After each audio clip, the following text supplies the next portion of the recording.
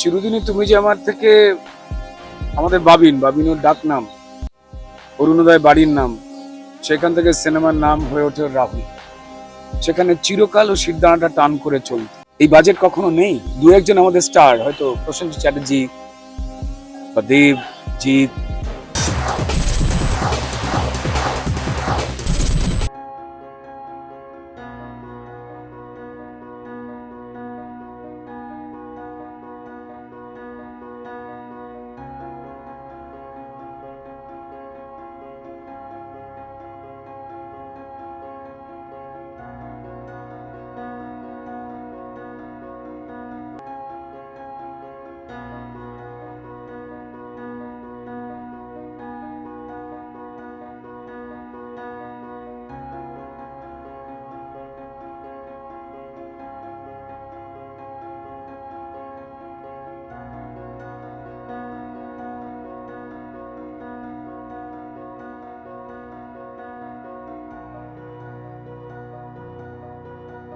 চিরদিনই তুমি যে আমার থেকে আমাদের বাবিন ওর ডাক নাম, অরুণোদয় বাড়ির নাম, সেখান থেকে সিনেমার নাম হয়ে ওঠে রাহুল। ওর পরিচয়, পরিচিতি, মানুষের ভালোবাসা মেন স্ট্রিম সিনেমায় যে কারণে হয়, নাচ, গান, ফাইট, তার বদলেও শুধুমাত্র অভিনয় দিয়েই নিজের মন জয় করেছিল। সেই সিনেমায় খুব গুরুত্বপূর্ণ চরিত্র আমি অভিনয় করেছিলাম। ইতিহাস তৈরি করে একটি সিনেমা। সেখান থেকে আমাদের পরিচয় নয়, তার অনেক আগের স্ট্রাগলের একটা ইতিহাস রয়েছে। আমাদের পরের বয়সী যে প্রজন্ম অত্যন্ত গুণী এবং অত্যন্ত মেধাবী, তাদের মধ্যে যারা সেরাতম, সেখানে রাহুলের স্থান ছিল।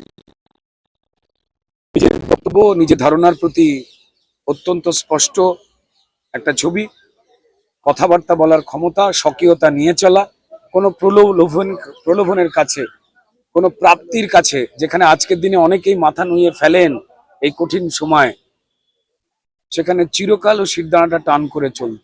তাই ওর সঙ্গে বন্ধুত্ব বলতে গেলে অভিনয় এবং লেখালেখি সংক্রান্ত বিষয় ছাত্রের মতোই ছিল কিছুটা। তাই ও আমার ভাই, ও শুধুমাত্র আমার সিনেমার সহকর্মী এমনটা নয়।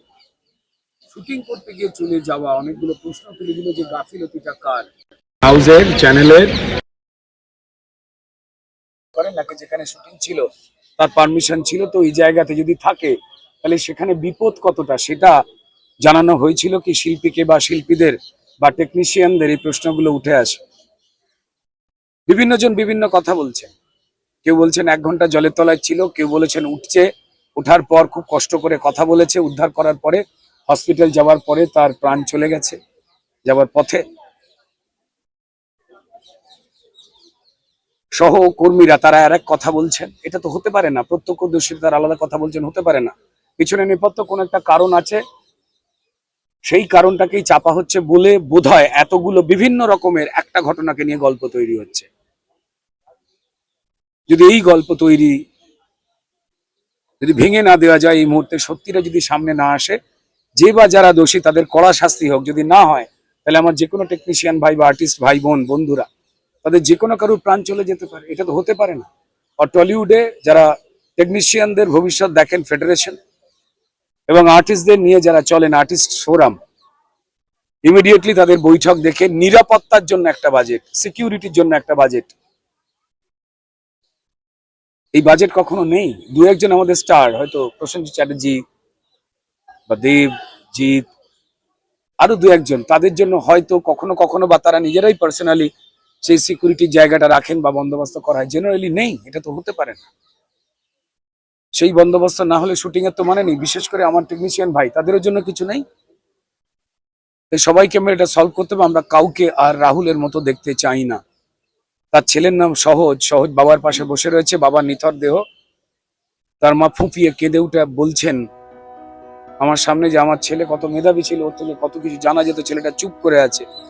আমি রাহুলের মাথায় হাত রেখেছি, আমার ভাইয়ের গা এত ঠান্ডা আমি কোনোদিন পাইনি।